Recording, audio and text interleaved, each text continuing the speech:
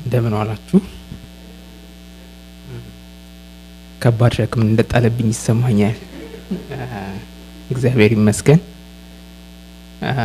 ያው ፓስተር እንዳለው የቢቲሲኤል ከሚማሩት መካከል ነኝ።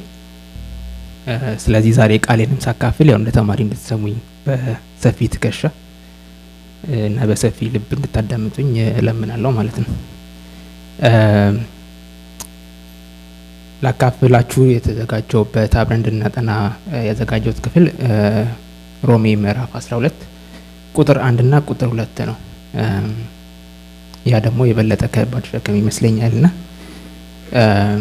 እስቲ ቃሉን እናነብና ከዛ በኋላ አጭር ጸሎት ከኔ ጋር አብረን ጸልየን በልብ ያለውን አካፍላችኋለሁ። ከቁጥር 1 እስከ 8 እናነባለን። ፎከስ ማድረገው 1 እና 2 ላይ ነው። እንደዚህ ይላል። በኢየሱስ ስም አነባዋለሁ። እንግዲህ ወንድሞች ሆይ ሰውነታችሁን እግዚአብሔርን ደስ የሚያሰኝና ሕያው ቅዱስም መስዋዕት አድርጋችሁ ታቀርቡ ዘንድ በእግዚአብሔር ርኅራኄ እለምናችኋለሁ። እርሱም ለአእምሮ የሚመች አገልግሎታችሁ ነው። የእግዚአብሔር ፈቃድ እርሱም በጎና ደስ የሚያሰኝ ፍጹምም የሆነውን ነገር ምን እንደሆነ ፈትናችሁ ታውቁ ዘንድ በልባችሁ መታደስ ተለወጡ እንጂ ይህን ዓለም አትምሰሉ። እግዚአብሔር ለእያንዳንዱ የእምነትን መጠን እንዳካፈለው እንደ ባለ አእምሮ እንዲያስብ እንጂ ማሰብ ከሚገባው አልፎ በትዕቢት እንዳያስብ በመካከላችሁ ላለው ለእያንዳንዱ በተሰጠኝ ጸጋ እናገራለሁ። በአንድ አካል ብዙ ብልቶች እንዳሉን የብልቶቹም ሁሉ ስራ አንድ እንዳይደለ እንዲሁ ብዙዎች ስንሆን በክርስቶስ አንድ አካል ነን። እርስ በርሳችንም እያንዳንዳችን የሌላው ብልቶች ነን። እንደተሰጠንም ጸጋ ልዩ ልዩ ስጦታ አለን። ትንቢት ቢሆን እንደ እምነታችን መጠን ትንቢት እንናገር። አገልግሎት ቢሆን በአገልግሎታችን እንትጋ። የሚያስተምር ቢሆን በማስተማሩ ይትጋ። የሚመክር ቢሆን በመምከሩ ይትጋ። የሚሰጥ በልግስና ይስጥ። የሚገዛ በትጋት ይግዛ። የሚምር በደስታ ይማር ይላል። አብረን እንጸልይ። የዘላለም አምላክ ቅዱስ እግዚአብሔር ሆይ እናመሰግንሃለን፣ ስምን ከፍ እናደርጋለን። አባት ሆይ ምን እንላለን? ወደድከን፣ ምሕረትን አበዛሃልን። ጌታ ሆይ ከዘር ከነገር ከቋንቋ ሁሉ ዋጅተህ አቤቱ የዘላለም አባት እግዚአብሔር ሆይ ለራስህ ለየህን አመጣህን። አባት እግዚአብሔር ሆይ ዛሬ በዚህ ደግሞ በፊትህ እንሆን ዘንድ ሰበሰብከን፣ እናመሰግንሃለን። አባት ሆይ በዚህ በመሰብሰባችን መካከል አባት ሆይ አንተ ያዘዝከው በረከት፣ አንተ ያዘዝከው ህይወት ስላለ ስለምትናገረን ሁሉ እጅግ አድርገን እናመሰግንሃለን። ቅዱስ አምላክ እግዚአብሔር ሆይ እነሆ በፊትህ ሆኜ ይህንን ቃል አባት እግዚአብሔር ሆይ ላካፍል ቆሜ ሳለሁ ጌታ ሆይ በራሴ ምንም እንደማልችል ይልቁንም በጣም ደካማ እንደሆንኩኝ ጌታ ሆይ እኔም አውቃለሁ፣ አንተም ታውቃለህ። አባት እግዚአብሔር ሆይ በድካሜ የአንተ ጸጋ እንዲገለጥ ጌታ ሆይ ቃልህን እንደኔ ማንነት ሳይሆን እንዳንተ ቃልነት ጌታ እግዚአብሔር ሆይ ማካፈል መናገር እችል ዘንድ ጸጋ ይብዛልኝ። ጌታ እግዚአብሔር ሆይ ከምንሰማውም ቃል የተነሳ ጌታ ሆይ የምንኖርበትን ጸጋ አካፍለን። ስለሰማህን እናመሰግንሃለን። በምትወደው ልጅህ በኢየሱስ ስም ጸልይ፣ አሜን። እንቀመጥና እንዳልኳችሁ ማካፈል ያሰብኩት በቁጥር 1 እና ቁጥር 2 ላይ ነው። ለዚህ ክፍል ሳስብ እንደ ባክግራውንድ መሆን አለበት ብዬ ያሰብኩትኝ የነበረው የራሱ የሮሜን መጽሐፍ ሪቪው ማድረግ ነው፣ መዳሰስ፣ ባክግራውንዱን ማየት። እንደዛም ያሰብኩበት ምክንያት ይህ ሮሜ ምዕራፍ 12 መጽሐፉ ሁለት ቦታ ከፍለን ብናየው ጳውሎስ መጽሐፍ ሲጽፍ አፕሊኬሽን የሚጀምርበት ክፍል ይሄ ነው። አፕሊኬሽኑ ደግሞ ቤዝ የሚያደርገው ከሮሜ 1 እስከ 11 ባለው ክፍል ላይ ነው እና ያንን ባክግራውንድ አስቤ በጣም ጨነቀኝና ግን ደስ በሚል ሁኔታ እህታችን አይፋና ባለፈው ሳምንት ቆንጆ ዲስከሽን አካሄደች እና ቀለለኝ፣ ለኔ በጣም ቀለለኝ። ብዙ ነገር ተካፍለናል ማለት ነው ኦሬዲ። ቢሆንም በጣም ባጭሩ ሃይ ሌቭል የሆነ ባክግራውንድ ሰጥና ወደ ተዘጋጀበት ክፍል ሄዳለሁ። እንደ ባክግራውንድ እንዲሆነን የሮሜ መጽሐፍ የተጻፈው ሐዋርያው ጳውሎስ እንደሆነ እናውቃለን። ሐዋርያው ጳውሎስ ከሮሜ አማኞች ጋር ምንም አይነት ግንኙነት እንዳልነበረው ያችን ቤተክርስቲያን እሱ እንዳልመሰረተ እናውቃለን። ራሱም ይናገራል በመጽሐፉ ላይ እና የጻፈበት ምክንያት እንደ ሐዋርያ የሚያስፈልገውን ሐዋርያዊ ትምህርት ሊሰጥ የጻፈበት ክፍል ነው። ሌላው ደግሞ ወደፊት ሮሜን ለመጎብኘት በጣም ሐሳብ ስለነበረው ለዛ ሁኔታ እንዲያመቻቹለት የሚናገርበት ክፍል አለ። ከዛ በተጨማሪ ደግሞ ስለ አይሁድና አህዛብ በእግዚአብሔር የመቤዠት እቅድ ውስጥ ስላላቸው ግንኙነት እሱንም ማሰቡ የሚናገርበት ክፍል ነው። የመልእክቱ አጻጻፍ ደብዳቤው አጻጻፍ ነው። መግቢያ ያለው፣ አካል አለው፣ ቦዲ ያለው፣ ክሎዚንግ አለው። ቦዲው እንዳልኩትኝ በሁለት ቦታ ይከፈላል። ሴክሽን 1 ብንል የመጀመሪያው ከምዕራፍ 1 እስከ ምዕራፍ 11 ያለው እግዚአብሔር በክርስቶስ ለኛ ያደረገውን የሚገልጽበት ነው። ኤግዛክትሊ ዋት አይፋና ከቨርድ ላስት ዊክ ማለት ነው። በዲስከሽን መልኩ በኤፌሶን ላይ ነው ቤዝ ያደረገችው፣ ግን ታሪኩ ዘሴም ነው። ሁለተኛው ሴክሽን ክርስቲያኖች ያንን እውነት እንዴት ነው መኖር ያለብን የሚለውን የሚነካ ነው። ከዛ በመዝጊያ ይጨርሰዋል። የመጽሐፉ መሪ ጥቅስ ተብሎ የሚያዘው ሮሜ ምዕራፍ 1 ቁጥር 16 እስከ 17 ያለው ነው። በወንጌል አላፍርምና አስቀድሞ ለአይሁዳዊ ደግሞ ለግሪክ ሰው ለሚያምን ሁሉ የእግዚአብሔር ኃይል ለማዳን ነውና ጻድቅ በእምነት ይኖራል ተብሎ እንደተጻፈ የእግዚአብሔር ጽድቅ ከእምነት ወደ እምነት በእርሱ ይገለጣልና ይላል። ይሄንን ነው የሚናገረው። ዓላማው የመጽሐፉ ዓላማ ይሄ ነው። ወንጌል ለሚያምን ሁሉ የእግዚአብሔር የማዳን ኃይል ነው። ይሄ ይዘጋዋል። ማንም ወንጌልን ቢሰማ ቢያምን ኢንስታንትሊ ያ የእግዚአብሔር የማዳን ኃይል ነው። ያ ወንጌል ምን እንደሆነ ሲናገር በስጋ ከዳዊት ዘር ተወለደ፣ እንደ ቅድስና መንፈስ ግን ከሙታን በመነሳት የእግዚአብሔር ኃይል በእግዚአብሔር ልጅ ሆኖ የተገለጠ ስለ ኢየሱስ ክርስቶስ ነው ይላል። ልጁ ኢየሱስ ክርስቶስ ስለኛ ኃጢአት እንደሞተ እንደተቀበረ በሶስተኛውም ቀን እንደተነሳ ይነግረናል። ይህ ወንጌል ለሚያምን ሁሉ የእግዚአብሔር ኃይል ነው፣ ለማዳን የሚሆን ኃይል ነው። ዮሐንስ ምዕራፍ 1 ቁጥር 12 እና 13 ላይ እንደሚናገር ክርስቶስን ለተቀበሉት ወዲያው ለተቀበሉት ግን በስሙ ለሚያምኑ ለእነርሱ የእግዚአብሔር ልጆች ይሆኑ ዘንድ ስልጣን ሰጣቸው። እነርሱም ከእግዚአብሔር ተወለዱ እንጂ ከስጋና ከደም ወይም ከወንድ ፍቃድ አልተወለዱም በሚል ልክ እንደዚሁ ኢንስታንትሊ የእግዚአብሔር ልጅ የሚያደርግ የእግዚአብሔር ኃይል የማዳን ኃይል ነው ለሚያምን ሁሉ ወንጌል። በዚህ ላይ ቤዝ ያደረገ ነው ማለት ነው። ማንም ወንጌልን አምኖ በህይወቱ የሚጠራጠር ካለ መጠራጠር የለበትም። ወንጌል የማዳን ኃይል ያለው ነው። የእግዚአብሔር ልጅ ነን፣ የእግዚአብሔር ልጅ ነን፣ ተወልደናል። ከዛ በኋላ ኦኬ ለምን የሚለውን በህይወታችን ነው ያለፈውን ደግሞ ይነግረናል መጽሐፉ። እዛ ጋር አያቆምም። ሴክሽን 1 ያልኩትን ወደ ውስጥ ገባ ብለን ብናይ ቤዝ አድርጎ ሲጀምር ሁሉም አይሁድ፣ አሕዛብ፣ ማንኛውም ሰው ከእግዚአብሔር ፍርድ በታች እንደሆነ ጻድቅ ማንም የለም አንድስ እንኳ ብሎ እንደሚዘጋው ሁሉ የእግዚአብሔር ምሕረት እንደሚያስፈልገው ይናገራል። ከዛ ዘለቅ ብሎ ሲገባ ምዕራፍ 3 አጋማሽ ላይ ክርስቶስ የእግዚአብሔር ጽድቅ የተገለጠበት ያው መገለጥ ሆኖ እንደቀረበ ይናገራል። ወደዛ ያመጣል። ያ ደግሞ እኛን ከእግዚአብሔር ጋር ራይት እንዳደረገን ወደ እግዚአብሔር ፋሚሊ እንዳስገባን ከእግዚአብሔር ጋር ሰላምን እንደሰጠን ይናገራል።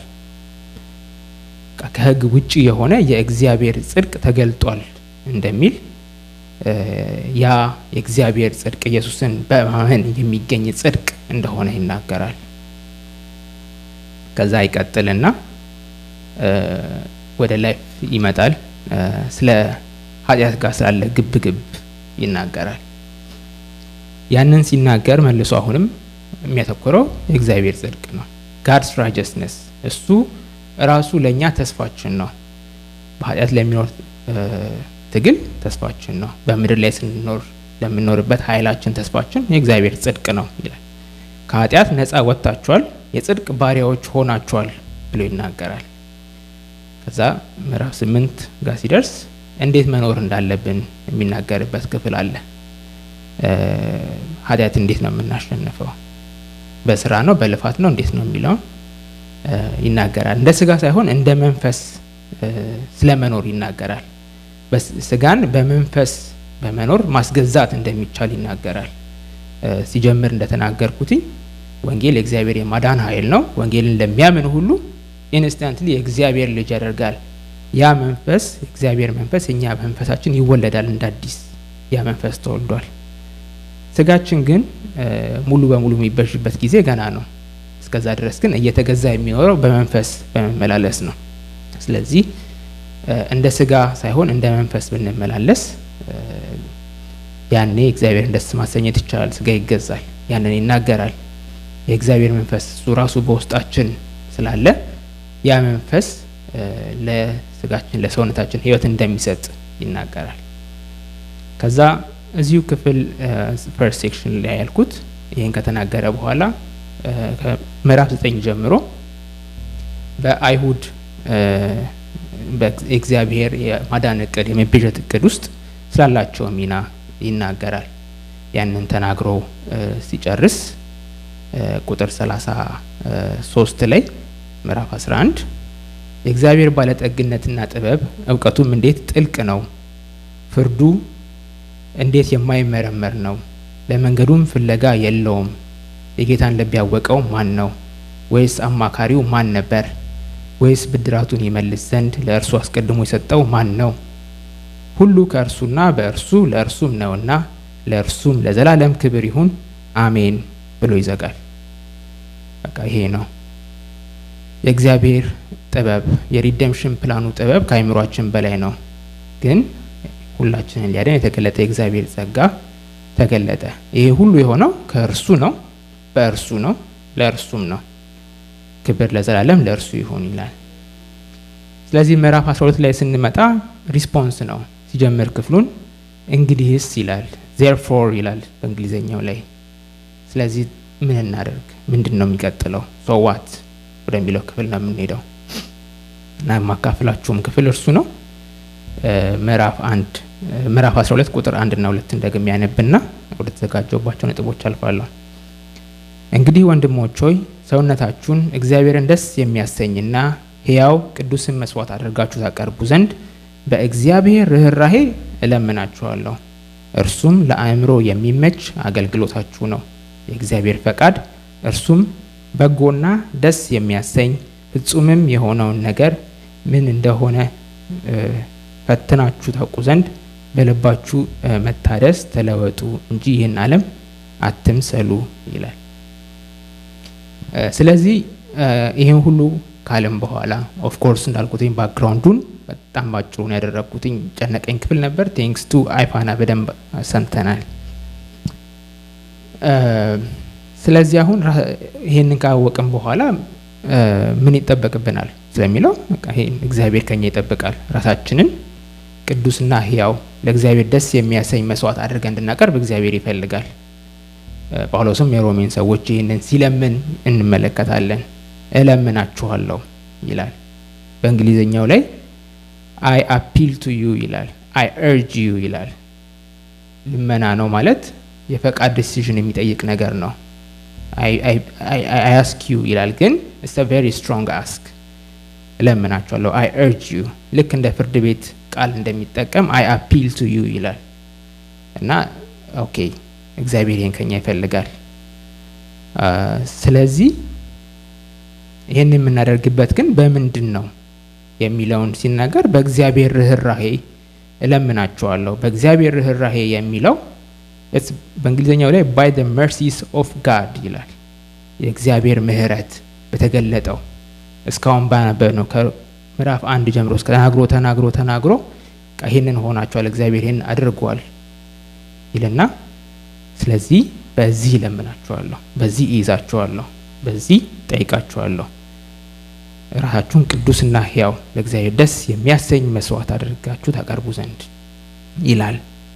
ሕያው የሆነ ሊቪንግ ሳክሪፋይስ አድርጎ ራስን ስለማቅረብ ሲናገርም ባዶ አይደለም የተናገረበት መናገር አስቀድሞ ተናግሯል። ይህ ከኃጢአት የተቤዠው ሰውነታችን የጽድቅ ዕቃ መሆን እንደሚችል አስቀድሞ ተናግሯል።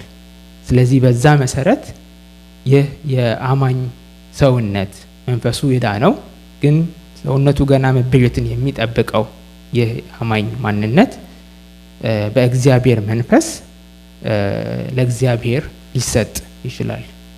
ይህንን የሚደረግበት ጸጋ አለው። የእግዚአብሔር ጸጋ ራሱ የእግዚአብሔር ምሕረት አለ። ስለዚህ በዛ እንድናቀርብ ይጠይቃል። ሌላው ደግሞ the whole body ነው የሚለው ራሳችንን ሙሉ ሰውነታችንን ነው የሚለው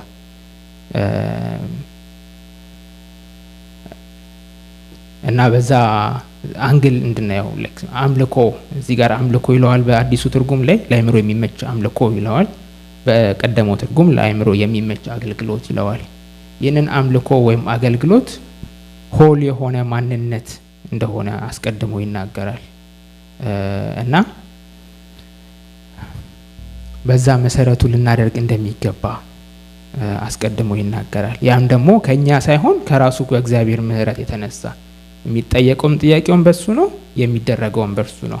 ሮሜ 8 ላይ ቅድም እንዳልኩት በመንፈስ በመመላለስ ያ መንፈስ ራሱ ስለኛ በውስጣችን ሆኖ ስለሚሰራ ስለሚቃትት በእኛ ውስጥ ሆኖ ለእኛን ሰውነት ስለሚያበቃ ለእግዚአብሔር ነገር በዛ ውስጥ እንድንቀሳቀስ ይለምነናል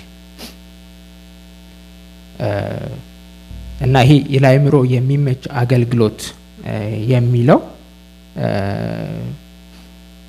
በሌላ ትርጉም ላይ በእንግሊዘኛው it calls it spiritual worship ይለዋል። spiritual worship ማለት true and proper worship, reasonable service የሚለው ኢየሱስ ክርስቶስ ከሰማርያቷ ሴት ጋር ሲናገር የነበረውን በዮሐንስ ምዕራፍ 4 ቁጥር 23 እና 24 ላይ በእውነት የሚሰግዱ ለአብ በመንፈስና በእውነት የሚሰግዱበት ጊዜ ይመጣል፣ አሁንም መጥቷል። አብም እንደዚህ በእውነት የሚሰግዱለትን ይፈልጋል። እግዚአብሔር መንፈስ ነው፣ የሚሰግዱለትን በመንፈስና በእውነት ሊሰግዱለት ይገባል የሚለውን true and proper worship ብሎ ይለዋል። ያንን የሚለውን ግን ምንድነው ራሳችንን ቅዱስና ሕያው ለእግዚአብሔር ደስ የሚያሰኝ መስዋዕት አድርገን በማቅረብ ይለዋል። ከዛ ቁጥር 2 ላይ ሲመጣ ስትረስ ማድረግ የፈለጉበት ቁጥር ይሄንኛው ነው። ቁጥር 2 ላይ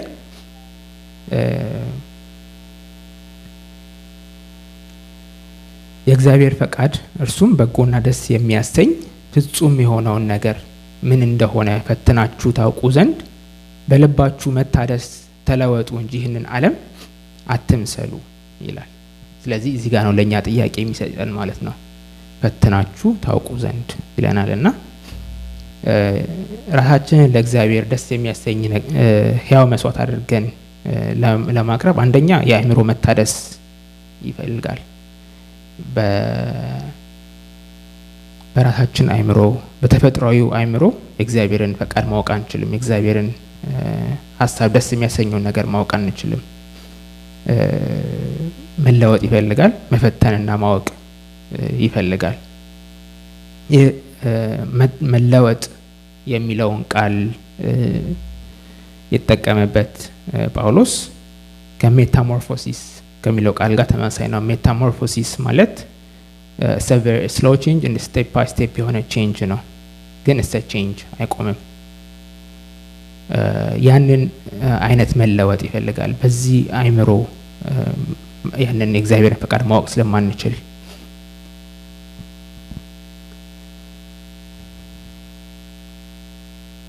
እና ስለዚህ መለወጥ ሲናገር ሌላ ክሮስ ሪፈረንስ እንዲሆነን ይዤ የመጣሁት ቃል ሁለተኛ ቆሮንቶስ ምዕራፍ 3 ቁጥር 18 ላይ የተጠቀመው ቃል ነው። ራሱ እንዴት እንደምንለወጥ እኛ ሁላችን ባልተሸፈነ ፊት የጌታን ክብር እንደ መስታወት ያንጸባረቀን የእርሱን መልክ እንድንመስል ከክብር ወደ ክብር እንለወጣለን። ይህም የሚሆነው መንፈስ ከሆነ ከጌታ ነው ይላል። ይህ መለወጥ ወደ እግዚአብሔር ማንነት የሚያመጣን ክርስቶስን ወደ መምሰል ማንነት የሚያመጣን እንደሆነ የሚሆነው መንፈስ ከሆነ ከጌታ እንደሆነ ይናገራል። this metamorphosis በኤፌሶን ምዕራፍ 5 ቁጥር 15 ላይ እና እስከ 20 ድረስ ደግሞ እንዲሁ ሲናገር መፈተን ስለሚለው ነገር ሲናገር እንግዲህ ጥበብ እንደሌላቸው ሳይሆን እንደ ጥበበኞች እንዴት እንደምትኖሩ ተጠንቀቁ፣ ቀኖች ክፉዎች ናቸውና ዘመኑን በሚገባ ዋጁ፣ ስለዚህ ሞኞች አትሁኑ ብሎ የጌታ ፈቃድ ምን እንደሆነ አስተውሉ እንጂ ይላል። በመንፈስ ተሞሉ እንጂ በወይን ጠጅ አትስከሩ፣ ይህ ብክነት ነውና እያለ ይቀጥላል። ኮምፔር የሚያደርገው ነገር አለ፣ የሚያባክን ነገር አለ፣ በመንፈስ መሞላት አለ። የእግዚአብሔርን ነገር የጌታን ፈቃድ ለማወቅ በእግዚአብሔር መንፈስ መሆን እንዳለብን፣ ከሚያባክነን ነገሮች ሁሉ መቆጠብ እንዳለብን ይናገራልና እየፈተንን ለማወቅ በእግዚአብሔር ቃል በእግዚአብሔር መንፈስ ውስጥ መሆን እንዳለብን፣ ከማያስፈልጉ ነገሮች ሁሉ መቆጠብ እንዳለብን ይናገራል ማለት ነው። ያ የሚለውጠው ደግሞ ራሱ ክርስቶስ ነው፣ የራሱ የእግዚአብሔር መንፈስ ነው።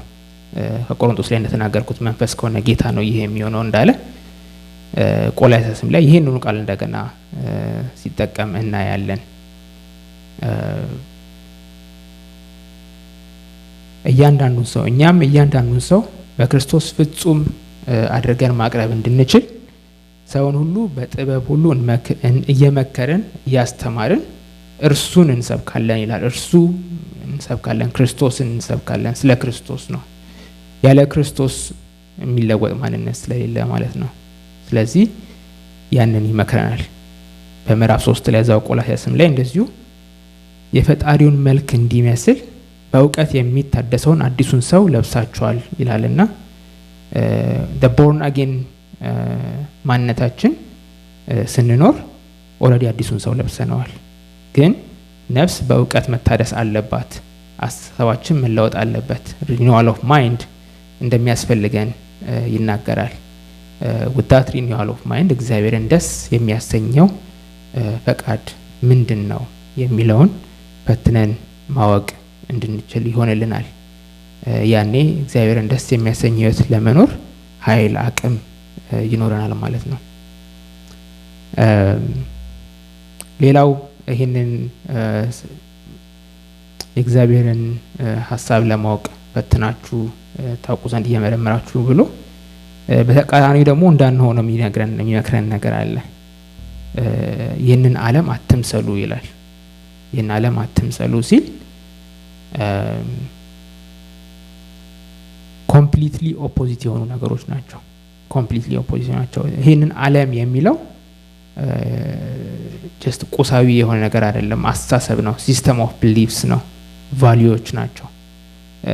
ዓለም የምትናገርበት የራሷ አስተሳሰብ፣ የራሷ አይደንቲቲዎች፣ ቫልዩዎች፣ ሲስተሞች አሉ። እነዛ ሁሉ ቫልዩዎች፣ ሲስተሞች ግን they are completely against ከእግዚአብሔር ቃል ጋር ከእግዚአብሔር ሐሳብ ጋር አይሄዱም። አንዳንዱ ለስጋ ይመቻል፣ አንዳንዱ ሲታይ መንፈሳዊ ይመስላል፣ ግን አይደለም።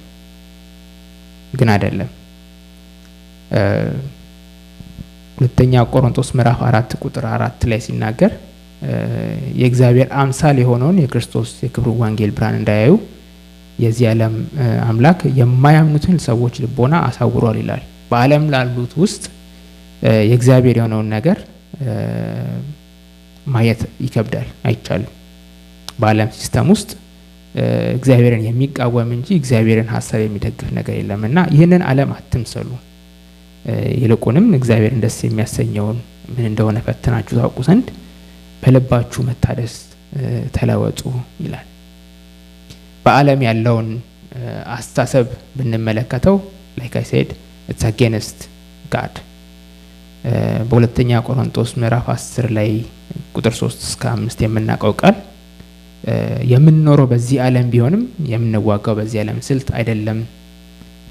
ደግሞ የምንዋጋበት የጦር መሳሪያ የዚህ ዓለም መሳሪያ አይደለም። ይሁን እንጂ ምሽግን ለመደምሰስ የሚችል መለኮታዊ ኃይል ነው ይልና በእግዚአብሔር ዕውቀት ላይ በትዕቢት የሚነሳውን ክርክርና ከንቱ ሐሳብ ሁሉ እናፈርሳለን፣ አእምሮንም ሁሉ እየማረክን ለክርስቶስ እንዲታዘዝ እናደርጋለን ይላል። ጨዋታው የአእምሮ ጨዋታ ነው። አእምሮ ላይ ነው ያለው ባትሉ ማለት ነው። የዓለም ሲስተም በአጠቃላይ እግዚአብሔርን የሚቃወም ማንነት ይሰጣል እና ዓለምን አትምሰሉ፣ ይልቁንስ እግዚአብሔርን ደስ የሚያሰኘው ፍጹም የሆነውን ነገር ምን እንደሆነ ፈትናችሁ ታውቁ ዘንድ በልባችሁ መታደስ ተለወጡ ይለዋል። እና ብዙ ጊዜ ይሄ በልባችሁ መታደስ በአእምሮ መታደስ የሚለው ዩዥዋሊ ነፍስን ነው የሚያካትተውና ያ ኢሞሽን ያለበት ፊሊንግ ያለበት ሁሉ ያለበት እሱ ማለት ነውና ያቺ በእውቀት የምትለወጥ ማንነት ናት። መንፈሳችን ድኗል፣ ከእግዚአብሔር ተወልደናል፣ የእግዚአብሔር ልጆች ነን። ግን ስጋ ለታዘዝ ሲል እምቢ ሲል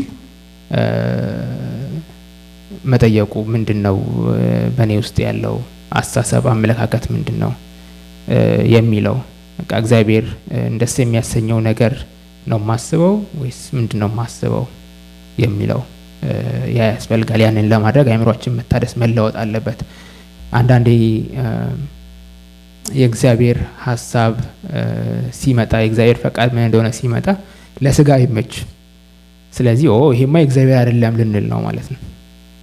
የእግዚአብሔር ሐሳብ ምን እንደሆነ አውቀን ለመቀበል በአእምሮ መታደስ መለወጥ ያስፈልገናል። we have to be ready for that። ይሄንን ያህል ካልኩ በኋላ ኮንክሉድ ላደርግ የምፈልግበት ነገር ባለፈው ፓስተር ዲስከሽኑን ሲያል ኮንክሉድ ባደረገበት ሐሳብ ነው። ያም ስለ ቤተ ክርስቲያን እንድናስብ መክሮን ነበረ። ኮንክሉድ ያደረገው ዲስከሽኑን ካስታወሳችሁ ያንን የማደርግበትም ባክግራውንድ የሚሆነኝ ይሄውን ክፍል ከቁጥር 3 ቅድም ያነበብነው በኋላ ያለውን ክፍል ነው። ደግሜ ያነበዋለሁ። እግዚአብሔር ለእያንዳንዱ የእምነትን መጠን እንዳካፈለው እንደ ባለ አእምሮ እንዲያስብ እንጂ ማሰብ ከሚገባው አልፎ በትዕቢት እንዳያስብ በመካከላችሁ ላለው ለእያንዳንዱ በተሰጠኝ ጸጋ እናገራለሁ።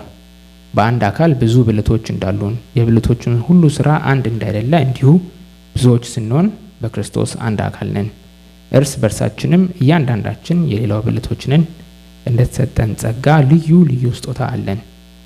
ትንቢት ቢሆን እንደ እምነታችን መጠን ትንቢት እንናገር፣ አገልግሎት ቢሆን በአገልግሎታችን እንትጋ፣ የሚያስተምር ቢሆን በማስተማሩ ይትጋ፣ የሚመክርም ቢሆን በመምከሩ ይትጋ፣ የሚሰጥ በልግስና ይስጥ፣ የሚገዛ በትጋት ይግዛ፣ የሚምር በደስታ ይማር እያለ ያው ክፍሉ ይቀጥላል። ብዙ መቀጠል እንችላለን ከዚህ በኋላ ግን ዞሮ ዞሮ ቤተክርስቲያን የሚለው ጋር ይመጣል። የክርስቶስ አካሎች ነን። በአካል ውስጥ ብዙ ብልቶች እንዳሉ እንደዚሁ ነን። እኛ የአካሉ ብልቶች ነን ይላልና ለእያንዳንዱ የተሰጠው የተለያየ ጸጋ አለ። እግዚአብሔር በእያንዳንዳችን ውስጥ ማድረግ የሚፈልገው የራሱ ፍቃድ አለ በአካል ውስጥ ማለት ነውና ምንድነው ማድረግ የሚፈልገው የሚለውን ስንል አጌን በአእምሮ በመታደስ ውስጥ መሆን አለብን የእግዚአብሔርን ፈቃድ ለማወቅ። እዚህ ጋር ከገለጻቸው የጸጋ ስጦታዎች ሲናገር በትንቢት ጀመረና ሲጨርስ ስለ ልግስና መስጠት፣ ስለ መማር፣ ምህረት ስለማድረግ ምናምን ይናገራልና ማን ነው ምህረት ማድረግ የሚባል የጸጋ ስጦታ አለ ቤተክርስቲያን ውስጥ። አንዱን በምር ይቅርታን ባሳየው፣ ፍቅርን ባሳየው፣ ባቅፈው እንዴት ነው የሚለውን የሚያስብ አናቀው። እግዚአብሔር በቤተክርስቲያን ውስጥ እንደ አካል ብልቶች አድርጎ ሲያስቀምጠን ያንን አካል እንዴት እንደምንጠቅም አናውቀውም።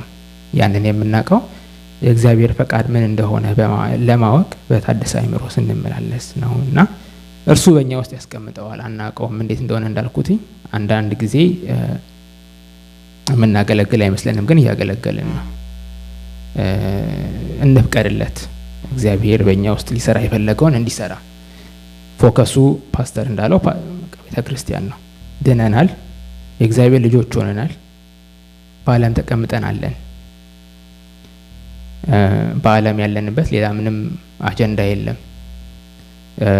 በውጭ ይላሉ ለመዳን መፍትሄ እንድንሆናቸው ወደ ቤተክርስቲያን እንዲመጡን፣ በቤተክርስቲያን ላሉ እርስ በርስ እንድንበረታታ እንድንጽናና ክርስቶስ ለያደስ የሚላት የሚፈልጋት ያቺ እንደ ሙሽራ የሚጠብቃት ንጽሕት የሆነችን ቤተክርስቲያን ነው የሚፈልገውና በዛ ውስጥ ሁላችን ሚና አለን፣ ሁላችን ሮል አለን። ያ ሮላችን አንድ ላይ ሆን ይችላል፣ እኩል ምናምን የሚባል ነገር የለውም። ሁሉም የየራሱ ሮል ነው ያለው። ግን ያንን ማይንድ ሴት እንዲኖረን በእግዚአብሔር ፈቃድ ያደስ የሚያሰኘው ምንድነው? ቤተክርስቲያን በምን አቅጣጫ ሚና እንዲኖረኝ ይፈልጋል፣ እንዴት ነው ምረዳው የሚለውን ነገሮች ሁሉ ለማድረግ የእግዚአብሔር ፈቃድ ደስ የሚያሰኘው ምን እንደሆነ ለማወቅ በልባችን መታደስ መለወጥ እንዳለብን ይመክረናልና ይሄ ነው በልቤ ውስጥ ያለው። በጣም ፈርቻለሁ። አይ ሆፕ መናገር የፈለኩትን ተናግሬያለሁ። ግን እግዚአብሔር ከዛ በላይ ደግሞ ራሱ ለእያንዳንዳችን እንዲናገረን አስባለሁ። አመሰግናለሁ። አጭር ጸሎት ከኔ ጋር ጸልየን ለፓስተር ተጠዋለሁ። የዘላለም አምላክ ቅዱስ እግዚአብሔር ሆይ ስምህ ይባረክ። ጌታ ሆይ ቃል ያንተ ቃል ጌታ እግዚአብሔር ሆይ እንደ ዘር ነውና አባት እግዚአብሔር ሆይ ይዘር አባት ሆይ በህይወታችን ውስጥ የሚያፈራው አንድ ነገር እንዲኖር በኢየሱስ ክርስቶስ ስም ለምንሃለሁ። የዘላለም አባት እግዚአብሔር ሆይ እኔንም አባት ሆይ ይሄን እንድናገር ጸጋን ስላበዛልኝ እጅግ አድርጌ አመሰግንሃለሁ። ቀሪውን ጊዜያችንን ሁሉ አባት ሆይ ላንተ አሳልፌ የሰጠው የምትወደው ልጅ በኢየሱስ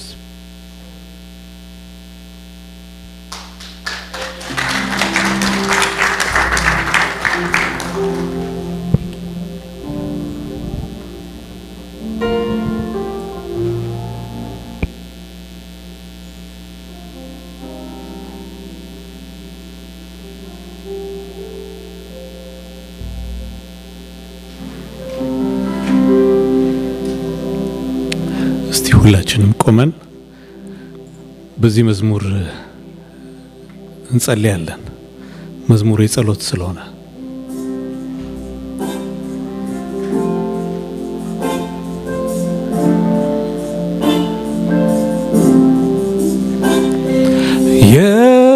የከበረ ከሁሉ የተሻለ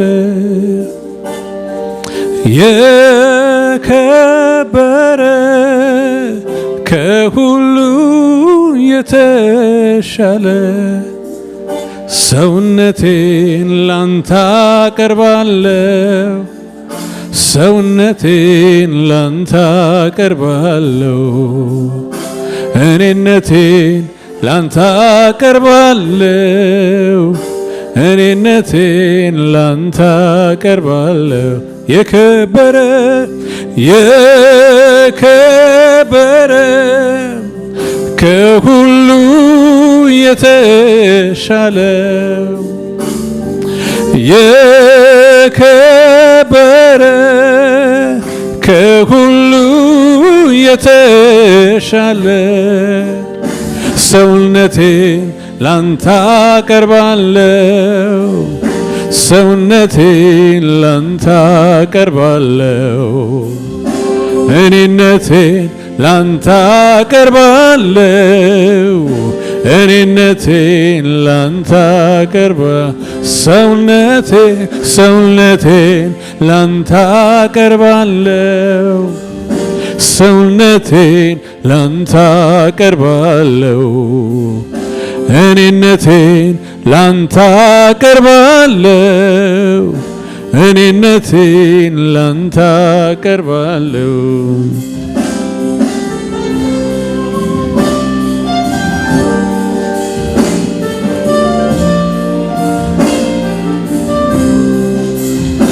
መሰዊያን ሰራሁኝ ልሰዋልህ በፊት ላቀርበው ያለኝን በሙሉ ታውቀዋለ የቱ ነው ምትሻው እያልኩኝ ስደረደር ምርና ሞላዋ ለካሴ አንተ ነው የሚቃጠል መስዋዕት ደስ እንዳያሰኝ ይህንን ተረዳው። ታዲያ ምን ሰጥቼ ደስ ላሰኝ እያልኩኝ ስጠይቅ ቃልህን ስጠው አለኝ ራስህን። ታዲያ ምን ሰጥቼ ደስ ላሰኝ እያልኩኝ ስጠይቅ ቃልህን ስጠው አለኝ ራስህን። ስለዚህ ራሴ ሕያውና ቅዱስ አድርጌ በፊት ደስ እንዳሰኘው ወደድኩኝ ልሰዋ ይሄው ልዩ ጣዕም የመዓዛ ሽታ ሆኜ ልቅረብ በፊት ጌታ። ስለዚህ ራሴ ሕያውና ቅዱስ አድርጌ ፊትህን ደስ እንዳሰኘው ወደድኩኝ ልሰዋ ይሄው ልዩ ጣዕም የመዓዛ ሽታ ሆኜ ልቅረብ በፊት ጌታ።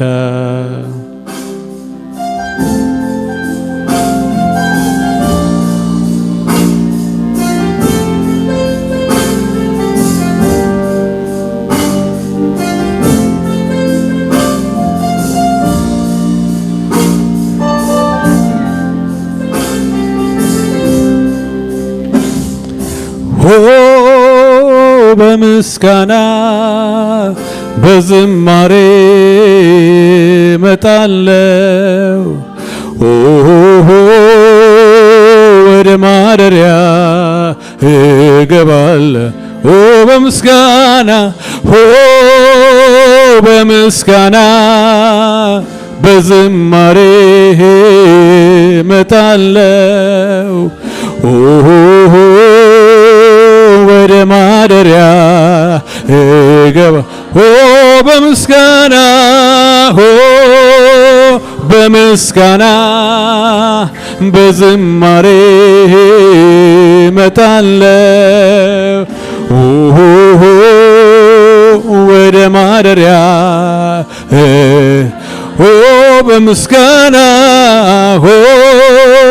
በምስጋና በዝማሬ መጣለው ወደ ማደሪያ እገባለሁ። ስለዚህ ራሴ ሕያውና ቅዱስ አድርጌ ፊትህን ደስ እንዳሰኘው ወደድኩኝ ልሰዋ ይሄው ልዩ ጣዕም የመዓዛ ሽታ ሆኜ ልቅረብ በፊት ጌታ። ስለዚህ ራሴ ሕያውና ቅዱስ አድርጌ ፊትህን ደስ እንዳሰኘው ወደድኩኝ ልሰዋ ይሄው ልዩ ጣዕም የመዓዛ ሽታ ሆኜ ልቅረብ በፊት ጌታ። ሃሌሉያ